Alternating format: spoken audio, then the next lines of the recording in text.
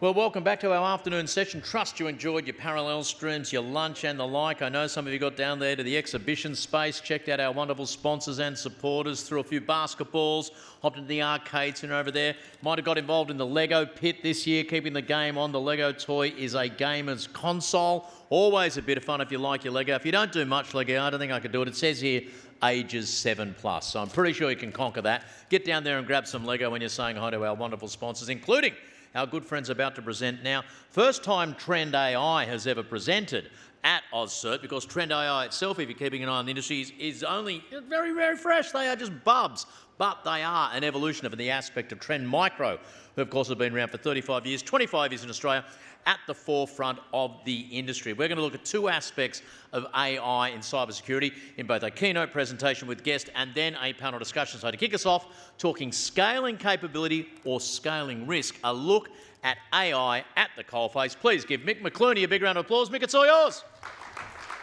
Thank you, Adam. Thank you very much. So are you scaling risk or capability? My name's Mick McCluney. I'm the field CTO for TrendAI. And today, I'm just going to set the scene first, and then I'm going to get Matt Knock up on the stage, and we're going to talk to my customer about his journey for AI, with AI. So AI is probably already making decisions in your organizations. Some of those decisions haven't been tested, they're probably undocumented, they may be not validated. It reminds me a bit, in a way, of the robo-debt situation 6 or 7 years ago, where you had an automated system sending out debt notices. They had to repay $571 million back to the Australian consumers, and also it caused an untold social harm. The technology's come a long way, but let me further go into that with this particular example. So in healthcare, there are 1,300 AI-enabled devices by the FDA. And in a study at the JAMA Health Forum, it was found that 60 of those devices had 182 recalls. In one particular case, one particular device, in the 3 years before it had AI, there were 7 instances. After AI, there were 100. I don't think AI is broken. AI is not broken. The point about it is that AI is moving at such a speed, it's there before the governance, the regulation, the ownership is in place. So I'm going to talk about that a bit more, but when it comes to high-stakes work and operational environments, what we're missing is the structure. So what's expected from AI systems? Well, what businesses kind of expect is that we get faster decisions and we're going to get competitive outcomes, or it's going to be our next growth phase and productivity scale. The reality is probably what you're facing right now, which is you've got pilots that are dying in test environments that aren't making it to production, data that isn't ready, and governance that hasn't caught up, or ownership that's not there. So the reality is that AI, it's not an issue of safety. I don't think it's an issue of safety. It's probably an issue of speed. What speed can we go at? How fast can we go? Because it's not just the technical project. It's the ownership, it's the governance, it's the accountability. When I talk to customers, I try and draw a few of things out, and as we're going to have Matt up on the stage, we can ask him some questions about this. But typically, I find the customers I talk to are in the first or the second column here. And some end up in the third column and didn't realize it until something went wrong. You shouldn't underestimate the effort it takes to put the governance in place. What's working? Clearly coding, right? Clearly, I don't know, all the developers I talk to are all using Claude to help code. So code assistance, productivity tooling, taking meeting notes, well embedded into some healthcare sectors, for instance.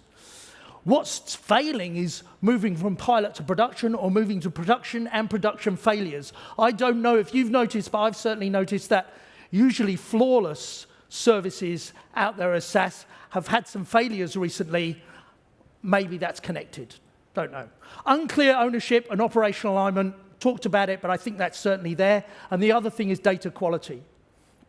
So there is this quiet jump to agentic. So people are kind of using AI, but what's happening now, and I've seen this quite recently, is that building a Claude agent to do something, or OpenClaw, this kind of thing, that is certainly happening. So that's certainly one of the things you need to look for. The other bit is the regulatory landscape. I think the EU AI Act is worth looking at to see where that's going. That's probably the most well-defined in the world. There are other voluntary, well, I think we're just working it out here in Australia, but that regulatory landscape is complex. So if you've got customers in the EU, you need to be aware of that. And then I think the other thing is acceptable use in your user population and what that looks like. And I'll be talking to Matt about that. So let's talk about the gap between the boardroom and the building. So this is what the business at the top is saying. They're saying, well, maybe this is our next growth phase. Maybe this is the way we become more competitive. But this is what the team should say back, is what tools are we approving? Who owns the decision? And what happens when something goes wrong? And I think it's that key last question is one that we'll dive into too. We did some research with Sapio. So we talked to 3,700 business and IT decision makers. And what came out of that was that whilst the leadership and the board thought they were leading the AI initiatives, actually the technology is moving that fast that it's becoming a security and IT operational decision. And those decisions are being made on the floor by the technical people. So the ambition is right, but the infrastructure is still catching up. The key point about this is if you're making the decisions in a different place to where the governance and board are, you could run into issues. A typical example of this is, how do we treat an agent? What is an AI agent? Is it an employee? Do I train it? Does it have accountability? Should I train it? Or is it a piece of software that I upgrade and I test and I upgrade the version of it? I think you need to think about those and make those decisions and understand who owns those decisions, because they're key and important. Because if you don't define it up front, it'll come and bite you. Because when something goes wrong, it's not, oh, what happened? It's who's responsible. And going back to the IT and operations and the security teams, that could be you, right? So the incident may define, you'll find in the moment of the incident that we'll be defining accountability, whether you're ready for it or not. And the organizations that are moving fast are the governed ones, the well-governed ones. But the unexpected always happens. And when the unexpected always happens, you've got to know who's responsible. When Air Canada's chatbot came up with a refund policy which they had to pay out on, that's a business consequence. That's a while ago now. There are probably other examples. But it's a good one because that's an AI agent going off and doing something it thinks is the right thing to do. And then you have the consequences within the business. So here are the three things you probably need to think about. Governance gets a bad rap, right? It gets a bad rap. It's the bureaucracy. It's the Department of No. It's slowing things down. But actually, in this case, absence of governance is what slows things down. Clear ownership gives you a pathway forward. Visibility of what's happening in your AI means fewer surprises, not more bureaucracy. And finally, defining accountability gives you the confidence to move quickly and make decisions confidently, and you're not going back to clean up messes. So the human's always in the loop there, right? The human's in that governance loop to make sure that things are right. But it's not that we shouldn't automate at all, but you have to decide what you're going to automate. And the repeatable, high-volume, predictable, and reversible decisions, let's automate those. The critical, complex, high-risk ones that require human intuition and human experience, let's keep those with a human in the loop. Now, briefly to touch on what happens when AI becomes the attack surface and the changing threat landscape with AI. Well, the criminal ecosystem is already running on AI. These guys pick up stolen intelligence and they'll write you a ransom note based on what they know about you as an executive. Nation-state attack, Anthropic wrote a report about a Chinese-aligned group using it to do the full attack chain. And then in supply chain, I don't know if you've heard of these guys, Team PCP. They've been very active recently, actually in the last few weeks. In this particular one, they got into Light LLM. It's downloaded 3.7 million times a day. Now, it's not that you might have downloaded the Light LLM package. It's your agent might have done it for you. So in that way, you can see this is becoming a much more complex attack chain with AI. And finally, deepfakes. So deepfakes are as bad and as expensive as they'll ever be. i.e. they're only going to get cheaper and better. And it's really quite amazing how good they are. So as an example of that full agentic attack, a relatively unknown group in 40 minutes went from corrupting Claude and OpenAI and actually fed the results of one AI machine into the other to create these attacks end-to-end against 9 federal agencies. They used 20 CVEs. They went at scale. They weren't a big group and used agentic AI to do the lot. And that's a well-documented case by Gambit Security. Really interesting if you read the notes about how they did it and how they got it to jailbreak the rules of those OpenAI tools. And what about AI itself becoming the attack surface? So prompt injection, I've just talked about that, but it's prompt injection against your agent that is the new attack surface here. We've got a researcher, Sean Park. Look him up. He goes to the B-sides. He's looking at this stuff all the time. There's some great reference cases where he's attacked database servers and MCP and a number of things and hacked them with prompt injection. You can manipulate the models with data. And finally, Google published how their APIs were being used for an attack on the run, changing the attack as it went forward, making API calls during the attack. So in the next 12 to 18 months, we think attacks will be harder to attribute. You won't know the actor behind them, but you will recognize the capability.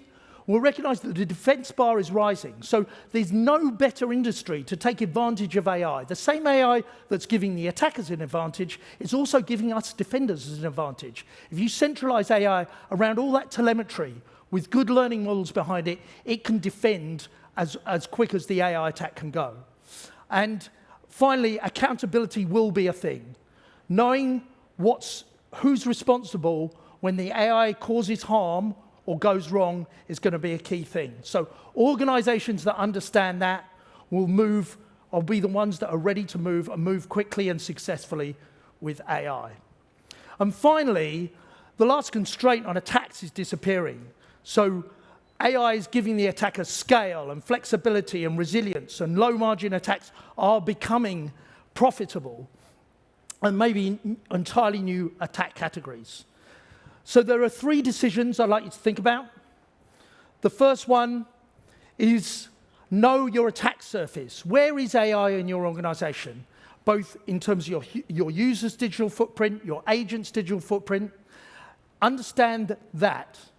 Secondly, you need to connect your intelligence, your threat intelligence, real time, into your detect and respond technology. And you need AI at the center of that. So connecting that in real time. Weekly threat intelligence updates are useless now. It's happening much quicker than that. And finally, you need to decide who's accountable before something happens. Because the thing that happens will then define who's accountable, and you don't want to be in that situation. And with that, I'd like to, for the last 11 minutes I've got here, I want to invite Matt up onto the stage. So everybody, this is Matt Nock from Ferris Care. Thank you very much. Matt, how you doing? Hello, Mick. Fantastic. Good. Take a seat. Thank you. So, Matt, we want to talk about your journey with AI. But first of all, tell me about your role at Ferris Care and what you do and what Ferris Care does. Yeah, so I lead the infrastructure and security team at Ferris Care. We're an aged care and disability assessment services organisation. So we help community clients stay in their homes for longer. We have 2 residential aged care facilities in the Northern Rivers in New South Wales, And we also do offer NDIS assessment services, and we have a partnership with the DVA. Fantastic. So you run the infrastructure, you're also part of the security team. Yes. And we talked about how much data you hold. How much kind of sensitive data do you hold? We would have probably hundreds of thousands of client records of varying levels of sensitivity and detail, both current and historical clients. So relatively small security team, sensitive data problem, Yes. and issues from there. Fantastic. Okay, so going on from that, you started obviously this AI journey, and we talked about how you started. So first of all, tell us about that initial beginning, and then how you had to implement some controls around that. Yeah, so a few years ago, as LLMs really started to take off, it was almost the Wild West in our organization. We had no visibility, no control, and it was the end users driving the demand for AI in the organization. So they were kind of driving the direction. They go, yes. I want this, so yeah, give me absolutely. this. Yeah. Yeah, or not so much give me this, but I will use this. And right. we had no visibility and no ability to stop them. So everyone was on ChatGPT or other LLM of choice, and we could have been having client data in draft emails being entered into ChatGPT, draft this email for me to this client, and it's got personal information in it, not de-identified in any way.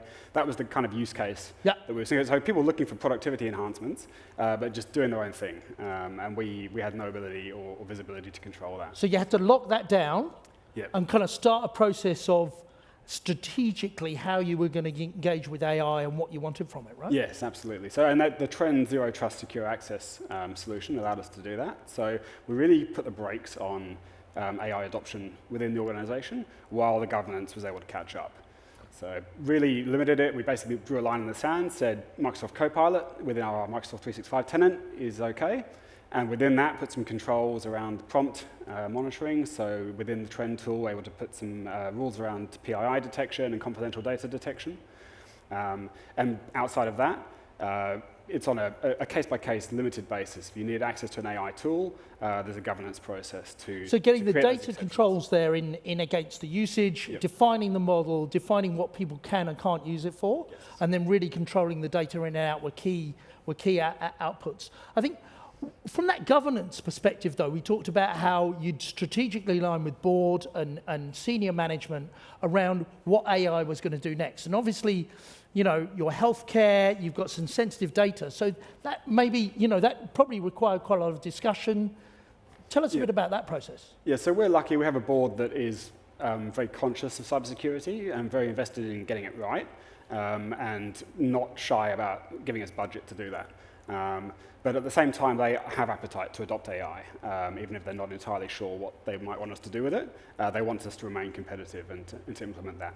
We had their buy-in to initiate a process of bringing in an external consultant who was able to help us formulate a whole AI strategy. So while we were kind of putting the brakes on and really limiting what the organization was able to do with AI, we were also working on how do we move forward with this with good governance, securely, ethically, and in a commercially responsible way. Fantastic. So you got a strategy paper, then you had an end user policy, then you brought in the data controls around that, so you knew what you were controlling. Yep. So I just want to talk briefly, so the benefits you've seen for your end users are really around productivity in the business, right? Yep. They've got what they wanted in terms of the AI tools they need to use, probably not everything they wanted. No. They didn't get everything they wanted, but they did get some of the productivity gains, and you're seeing that in the business. But you're also feeling safe about the data controls that you're putting in. So just tell me a bit about that. So that journey going forward, we talked about the data that you have and how that's structured. Obviously, AI and data, it's a match made in heaven if the data's understandable, classified right, etc. But tell me a bit about those objectives and what you're thinking there. Yeah, so we do a lot of data integration. We've got multiple data sources, moving data around. It's all on top of a data warehouse. And the concern among my colleagues in the kind of data services and business intelligence team is the quality of the data. So we can't just put AI over bad data and expect a good result. The old saying of garbage in, garbage out probably holds true. Absolutely. Just as much as AI as with everything else. So it's a question around data integrity, data validation. Is the data ready for us to actually to do anything with it? And in a similar vein, are our processes ready? We can't just slap AI over a bad process or a broken process and expect a good result. So that's another area where certainly at the executive level within the organization, there is a sentiment that we take a step back and look at process and how AI fits into that.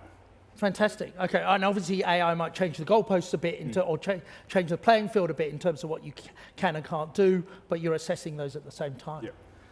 That's great. I think I talked in my bit about the threat, right? The threat challenge and threats happening at higher speed with greater capability. And to be honest, you know, you don't need to be expert now to have a sophisticated attack. You can use AI to help you. So how are you covering yourself? And I talked about putting threat intelligence in the center of what you do in terms of detect and respond capabilities. So tell us a bit about that threat defense that you have in place, what kind of services you're using, and how you've put that together. Yeah, so we're using the Trend Vision 1 platform. So we have visibility of all our endpoints, our servers, our Office 365 suite, productivity suite, all the mailboxes, SharePoint, etc. So really we're relying on the detection and response capability within the Trend Vision 1 platform. And although it's a small team, it's myself and one colleague, we have the Trend Managed Detection and Response service as well. So if we have those out-of-hours events or high severity events, we have that comfort that we've got the Trend SOC as a service, essentially, looking at those alerts for us and guiding us. They're empowered to take actions like isolate endpoints, things like that. So really, you've got some assistance and help around the 24/7 capability, and because you've centralized probably your detect and respond technology into the platform, you're feeling quite secure about that. Yeah. How do you do much in the cloud, and how are you protecting the cloud? Yeah, so that is an area where we have a little bit of a gap, and we're looking at what the solutions Trend can offer us there. We host one of our key kind of client data applications natively in Azure. And apart from that, it's SaaS solutions in the cloud. So our ERP, our productivity, which is Microsoft 365, email, etc. So partially covered by Trend, certainly looking to enhance that, looking at what we can bring into the Trend theme, which obviously has the agentic AI component. So it comes back to your point about using AI to leverage our capability for defense. Certainly somewhere where we're already doing, and we're looking to enhance our capabilities there further. Fantastic. I suppose the other thing is security and awareness through your organization. I talked about how good the deepfakes were and phishing and that kind of thing. Obviously, that security awareness and learning, are you responsible for that too? And yes. How are you teaching your users? I mean, obviously your users want to teach AI. How are you teaching about the kind of dangerous side of AI? Yeah, so this is somewhere where we're probably lagging behind a little bit. We have mandatory security awareness training. The users are required to do it on an annual basis, and the content itself is currently not kept up with the AI threats. So it's an area where there's certainly room for uplift in our organization. The other challenge for us is everyone in our organization is time poor. They're clinical people. They're in clients' homes delivering care. They don't have time to stop and do a 15-minute learning module on their phone. So I think it's obviously a challenge, and I think it's a challenge for a lot of organisations. The better the fake phishing emails there are, the more challenging that'll be. And security awareness is part of that. In terms of your end users' usage of Copilot and what they're getting from that, and the productivity gains you're seeing there, are you educating users around that too? Yeah, so we've run a few ad hoc sessions with the users around responsible use of LLMs, and Copilot in particular. And we have communicated via email campaigns, the policy, the advice that we give users. So I think we have huge uptake of Copilot within the organization. And we also have that ability to monitor to an extent what users are doing through trends. So we can see if they are sort of pushing the boundaries with the guidelines we've given them, trying to put some identifiable information in there, for example. And we're also seeing some benefit from Trend. Amazingly, Copilot comes back fairly often with malicious URLs in its responses, which Trend catches for us. So you don't trust links that Copilot gives you is the takeaway there. So, thank you so much, Matt. It's been great to talk to you. I hope, obviously, we're glad that the tools are working for you, which is great, but better than that, you seem to have a governance process in place and, a firm way forward with AI. So Congratulations on that. Thank you very much, everybody. I think it's time to go, but I appreciate your time too. Thanks a lot.